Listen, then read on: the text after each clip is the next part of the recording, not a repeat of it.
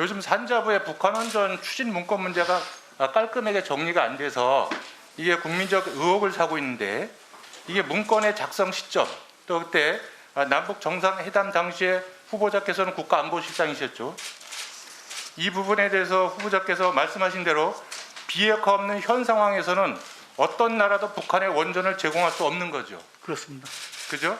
만약에 그런 일이 벌어진다면 이건 유엔 안보리 제재사항 위반이 되는 겁니다. 그죠? 그렇습니다. 또 우리 남북교류 협력에 관한 법률도 위반하는 겁니다. 그렇습니다.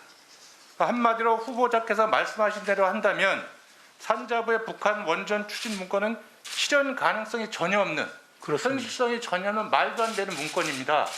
그죠? 그렇습니다. 예. 그러면 산자부 공무원은 왜 이 말도 안 되는 문건을 만들었다고 생각하십니까? 그거는 뭐 제가 자세한 내용은 모르겠습니다만 실무자로서 장래에 가능할 경우에 대비한 아이디어 차원에서 준비한 게 아닌가 이렇게 짐작은 합니다만 그 취지는 전혀 모르겠습니다. 후보자께서 직업관료로서 공직생활을 오랫동안 하셨지 않습니까? 그래서 저는 잘 아실 거라고 생각을 합니다. 공무원이 아무런 이유도 없이 후보자 말씀처럼 현실적으로 실현이 어렵고 성격도 민감하고 또 수조 원의 예산이 들어가는 사업 보고서를 만들 이유가 있었겠습니까? 상부의 지시 없이, 특별한 지시 없이? 지시는 없었고요.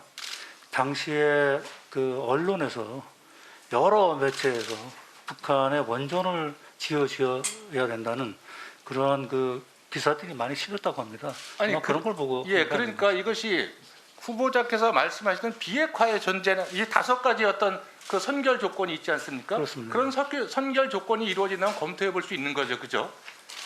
그런 선결 조건을 가정하에 문건을 만들었다고 설명을 하면 국민들이 이해할 수 있는데, 문제는 이 문건은 월성 1호기 경제성 조작 감사와는 아무런 관련이 없는 문건임에도 불구하고 이 공무원이 일요일 밤 야심한 밤에 들어가서 이 문건을 파기했습니다.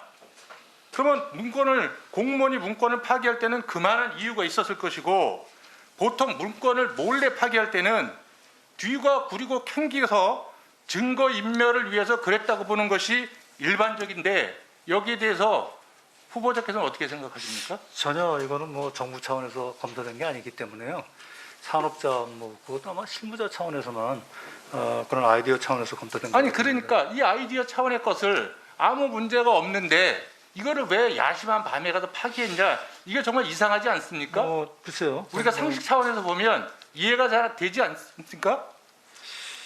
그러면 어쨌든 후보자께서 국가안보실장으로 계실 적에 북한 원전 지원을 검토한 적은 전혀 없죠. 전혀 없습니다. 이런 문건을 본 적도 없죠. 없습니다.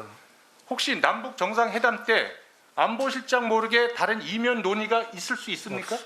없다고 봅니다. 있을 수 없지요, 그거는. 없습니다. 예, 실장님이 모르는 상황에서 다른 논의가 다른 의제가 정상 간의 논의가 될 수는 없는 거죠. 없습니다. 후보자께서는 김대중 정부 때 대북 불법 송금 사건 아시죠?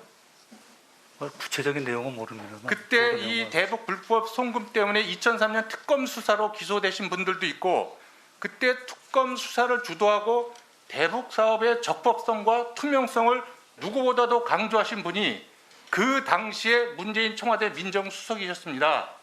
그때 문재인 수석께서는 한 언론과의 인터뷰에서 특검 결과 불법이 드러나면 김대중 대통령도 책임져야 하고 수사 대상이다, 이렇게까지 말씀하셨습니다. 그만큼 대북 사업에 있어서 우리가 진정성을 가지고 북한과 대화 협력을 이루어가지만 거기에 대해서 적법성과 투명성을 굉장히 강조하셨거든요. 그렇기 때문에 이 부분도 뭔가 명쾌하게 국민적 의혹이 해소돼야 된다, 이런 취지에서 제가 지금 후보자께 말씀을 드리고, 그럼 제가 하나 더 말씀을 드리겠습니다.